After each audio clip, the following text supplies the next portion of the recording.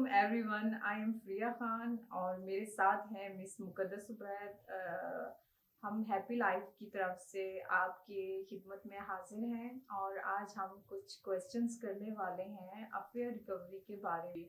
तो मिस मुकद्दस, आप क्या कहेंगी इस बारे में कि एक ब्रेकअप हो चुका होता है तो उसको, उन चीज़ों को, जो चीज़ें हो रही होती हैं ओवरकम करने के लिए, अप्स एंड डाउन्स हो रहे होते हैं, उनको ओवरकम करने के लिए आप क्या स्ट्रेटजीज बताएंगे और उस चीज़ के बारे में आपके क्या व्यूज़ होंगे? प्लीज़ बताइए हमें। Hello everyone. जी प्रिया, आपने जो मुझसे क्वेश्चन किया है उसमें आपने ओवरकम और स्ट्रेटजीज के बारे में पूछा है कि अफेयर रिकवरी के बाद हम किस तरह से उसे ओवरकम करें। तो ओवरकम करने के लिए आपको पहले कुछ चीज़ों के बारे में जानना ज़रूरी है, जिस तरह से कि अगर कोई आपका क्लोज वन है वो आपसे दूर जाता है तो आप कंफर्टेबल जोन से निकलते हैं, तो आप पे कौन कौन सी कंडीशंस जिन्हें हम स्टेजेस का नाम देते हैं वो आती हैं। जैसे कि डिनायल स्टेज है, एंगर है, बार्गेनिंग है, डिप्रेशन है, एक्सेप्टेंस है। और मैं थोड़ा थोड़ा सा इनको डिटेल में बताती हूँ कि ये कौन से स्टेजेस हैं और इन स्टेजेस में क्या होता है। जिस तरह से डिनायल है तो एक पर्सन है वो ये मानने से इनकार ही कर देता है कि ये सब कुछ हुआ है उसके साथ, मतलब कि ब्रेकअप हुआ है, या एंगर में ये आता है कि उसको गुस्सा आना शुरू हो जाता है कि मेरे साथ ही क्यों हुआ, मतलब मैंने इतना सब कुछ दिया उसके बावजूद भी मैं ये एक्सेप्ट नहीं कर रहा था, मतलब उसमें एक्सेप्टेंस नहीं होती, जिसकी वजह से एंगर भी आना शुरू हो जाता है और उसमें आर्ग्यूमेंट्स भी आते हैं। अब बार्गेनिंग में यही चीज़ आ जाती है कि वो आर्ग्यूमेंट्स कर रहा होता है और उसके बाद डिप्रेशन में, मतलब वो सिवियर सैडनेस की तरफ चला जाएगा और इसमें रिग्रेट्स आना शुरू हो जाएंगे। अब जब ये स्टेजेस आती हैं तो उसके बाद जब तक आपको अपने इन्हीं सिचुएशंस की एक्सेप्टेंस नहीं होगी तो ओवरकम करना मुश्किल हो जाएगा। इसके लिए आपको प्रोफेशनल गाइडलाइन की ज़रूरत होती है। सबसे पहले यही होता है कि आप थोड़ा सा शेयर करें चीज़ों को, कि आपका ऑफ कोर्स आपके अफेयर होता है तो हम चीज़ों को डिस्कस कम करते हैं, ख़ासतौर पर उसके साथ जिसका आपको पता होता है कि मुझे एक प्रोफेशनल गाइडलाइन मिलेगी। तो आप जब डिस्कस करते हो तो आपका सबसे पहले कैथारसिस होता है। जो कैथारसिस होता है वो जो सॉर्ट ऑफ रिलैक्सेशन, और आप जब प्रोफेशनल से गाइडलाइन देते हैं तो वो चीज़ें बहुत जल्दी ओवरकम हो जाती हैं, क्योंकि वो आपको एक्सप्रेस और आइडेंटिफाई करना बताते हैं कि आपने कौन से स्टेट में और कौन से इमोशन में है, उसको आइडेंटिफाई कैसे करना है और कैसे वेंटिलेट करना है। तो मेरा एक ये क्वेश्चन है, अगर वो अपना एग्रेशन, जो आप उसको गुस्सा आ रहा है, अगर वो अपना गुस्सा नहीं निकालेगा तो वो जो चीज़ें होती हैं ना, हम इंसान हैं तो वो अंदर कहीं ना कहीं पल रही होती हैं और with the passage of time वो बहुत चीज़ें खतरनाक होके इंसान की हैबिट्स बन जाती हैं और वो एग्रेशन निकलता है। तो आप ये नहीं कहती कि क्या आप ये सजेस्ट नहीं करेंगी कि जो गुस्सा होता है इंसान में, जो नेगेटिव वाइब्स पल रही होती हैं, तो वो उसको निकाले ताकि वो उससे ग्रीफ हासिल कर सके? तो एंगर का जोन सा है वो इस तरह से है, नेचुरल एंगर की स्टेट तब आती है जब आप एक्सेप्ट नहीं करते और आप खुद से और अपने आसपास जितने भी लोग होते हैं या जो माहौल होते हैं उनसे इरिटेट होना शुरू हो जाते हैं, तोड़ फोड़ की तरफ आ जाते हैं, या फिर आप लड़ने झगड़ने या आर्ग्यूमेंट्स पे आ जाते हैं। क्योंकि जब एक्सेप्टेंस नहीं होती तो अंदर फ्रस्ट्रेशन का जो लेवल है वो बढ़ता रहता है और जो बर्दाश्त करने की कुव्वत है वो आपकी कम होती रहती है। जब ये चीज़ें आती हैं तो आप आर्गुमेंटल स्टेट में आ जाते हैं। अब हर इंसान वैरी कर रहा होता है, मुख्तलिफ होता है एक इंसान दूसरे इंसान से, तो उनके जो एंगर की इंटेंसिटी होती है वो भी मुख्तलिफ होती है। अगर कोई तो प्रोफेशनल है वो आपके पास इन स्टेजेस में आपके पास आता है फॉर काउंसलिंग, तो आप उनको ज़्यादा अच्छे तरीके से गाइडलाइन देते हैं कि किस तरह से आपने इसको ओवरकम करना है, क्योंकि एंगर मैनेजमेंट जो है वो प्रॉपर एक प्रोटोकॉल है और उस सिस्टम के तहत जो है वो आपको गाइडलाइन दी जाती है। तो इसका जो बेटर वे होता है वो यही होता है कि अगर आप शेयर करें उन चीज़ों को और अच्छे तरीके से उसको एक्सप्रेस करें, आइडेंटिफाई करें और ख़ुद की ज़ात को, तो आपको ओवरकम करने में ज़्यादा आसानी होती है। मुझे ये लगता है इसमें आपकी फैमिली सपोर्ट भी आपको बहुत ज़रूरत, आपको अपनी फैमिली सपोर्ट की भी बहुत ज़रूरत होती है। जो आपके फ्रेंड्स हैं जिन पे आप बहुत ज़्यादा ट्रस्ट करते हैं, उनकी सपोर्ट भी चाहिए होती है, और आपका जो इन्वायरमेंट है, क्योंकि इन्वायरमेंट बहुत ज़्यादा इफेक्ट करता है। जो जिस इन्वायरमेंट में वो रह रहा है मुसलसल, तो उसको वो इन्वायरमेंट भी चेंज करना चाहिए। तो आप इसके बारे में क्या सजेस्ट करेंगी? बिल्कुल ऐसा है। हमें अफेयर रिकवरी के टाइम जब भी हम गाइडलाइन देते हैं तो उसमें हम इन्वायरमेंटल चेंज की बात करते हैं, क्योंकि हमारे ब्रेन में एक सिस्टम है जो कि रिलेशनल मेमोरी पे वर्क करता है कि चीज़ों को देखकर पुरानी मेमोरीज़ का दोबारा से ऊपर आ जाना। तो ज़ाहिर सी बात है कि जब हम अफेयर में होते हैं तो हम बहुत सारी चीज़ें एक्सप्रेस नहीं करते, किसी के साथ शेयर नहीं करते, और ब्रेकअप के बाद जितने भी आपके इमोशंस और थॉट्स होते हैं वो इस चीज़ को एक्सेप्ट ही नहीं कर रहे होते, और ऊपर से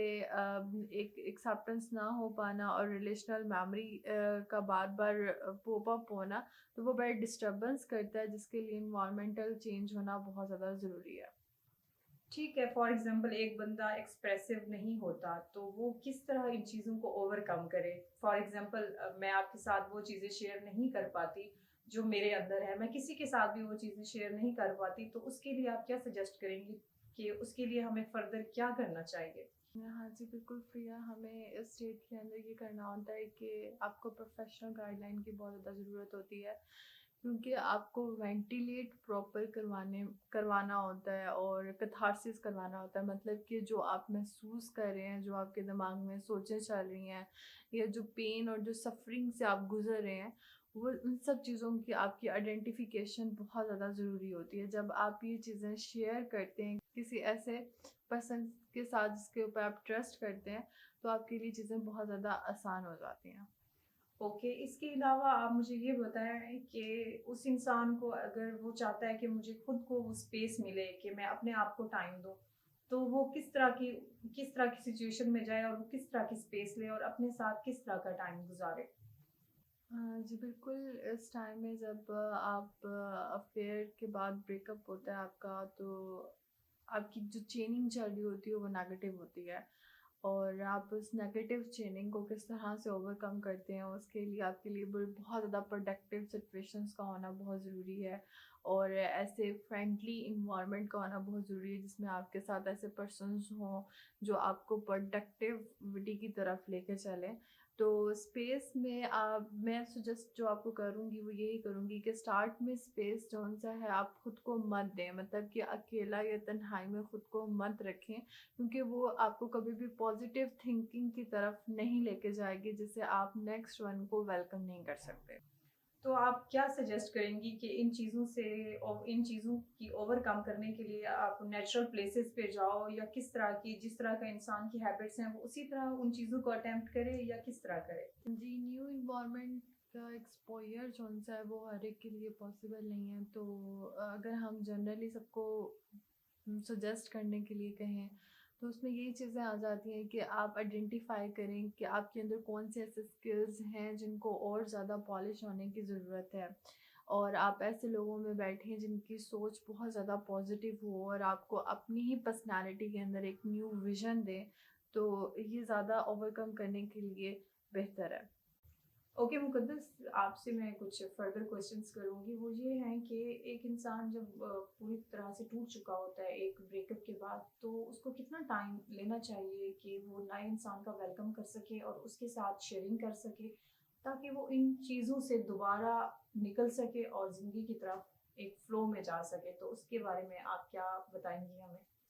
जी फ़िलहाल इसके लिए जो हमें टाइम रिक्वायर्ड होता है वो 3.5 मंथ्स होते हैं, मतलब कि 3.5 महीने हमें चाहिए होते हैं, क्योंकि आप बहुत ज़्यादा क्लोज़ वन के साथ एक ब्रेकअप वाली स्टेट में आते हैं तो आपको यकीन ही नहीं आ रहा होता कि मेरे साथ ये क्यों हुआ है, किस वजह से हुआ है। तो इतना टाइम रिक्वायर्ड होता है हील करने के लिए, अपने आप को प्रिपेयर करने के लिए, इस बात की एक्सेप्टेंस के लिए कि जो हो चुका वो पास्ट है और अब मैंने न्यू वन को वेलकम करना है। तो आप ये कहना चाह रही हैं कि जो वक़्त है, सही कहते हैं जो हमारे सियाने हैं या बुज़ुर्ग हैं कि वक़्त सबसे बड़ी मरहम है। तो आप ये कहते हैं कि इसके लिए हमें वक़्त दरकार होना चाहिए। जी बिल्कुल, हमें इसे हील करने के लिए टाइम रिक्वायर्ड होता है, क्योंकि हर पर्सन के जो इमोशंस होते हैं वो वैरी कर रहे होते हैं, मतलब कि मुख्तलिफ होते हैं एक दूसरे से। तो इसमें